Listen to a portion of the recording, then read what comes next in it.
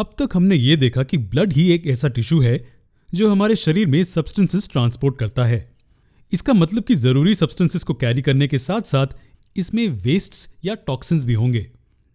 आप कहेंगे कि लंग्स ब्लड में ऑक्सीजन ऐड करके और कार्बन डाइऑक्साइड को निकालकर उसे साफ करते हैं, लेकिन यह गलत है।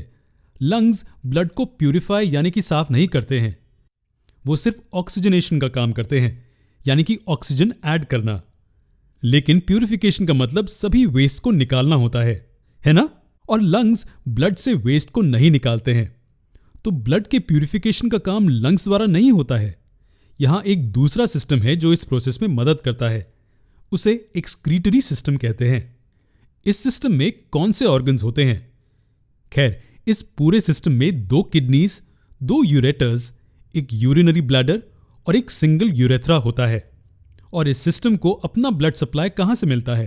खैर, ये इसे रीनल आर्टरी और रीनल वेन से मिलता है। हम जानते हैं कि आर्टरीज और वेन्स क्या होते हैं। रीनल आर्टरी और रीनल वेन से हमारा क्या मतलब है?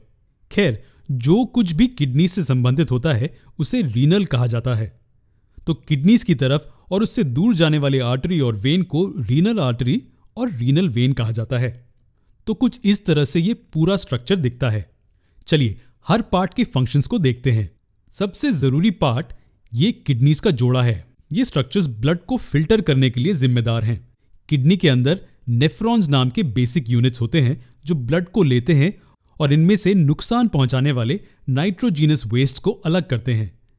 फिल्ट्रेशन प्रोसेस पानी में घुले हुए ब्लड और अनचाहे कंपोनेंट्स को अलग करता है, लेकिन हम इतना सारा पानी खो नहीं सकते हैं। इसलिए ज्यादातर पानी फिल्ट्रेशन यूनिट से फिर से एब्जॉर्ब कर लिया जाता है और सिर्फ कुछ मात्रा में अशुद्धियों को आगे ले जाने की अनुमति देता है। सभी छोटे यूनिट्स से डक्ट्स मिलकर एक कॉमन डक्ट बनाते हैं जो इस सिंगल पाइप के साथ जुड़ जाता है। ये पाइप और कुछ नहीं लेकिन यूरेटर है। तो इसलिए दोनों किडनी में एक एक यूरेटर होता है जो उस पानी को आगे लेकर जाता है जिसमें वेस्ट्स होते हैं। ये पानी और वेस्ट प्रोडक्ट्स का मिक्सचर और कुछ नहीं लेकिन यूरिन होता है।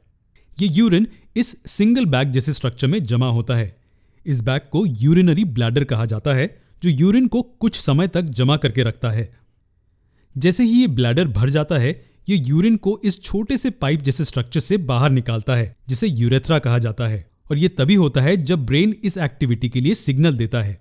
हमारा एक्सक्रीटरी सिस्टम ऐसे काम करता है। अब हम ये देख चुके हैं कि हमारे शरीर में सब्सटेंसेस का ट्रांसपोर्टेशन कैसे होता है। अगले वीडियो में हम प्लांट्स में ट्रांसपोर्टेशन के प्रोसेस को देखेंगे।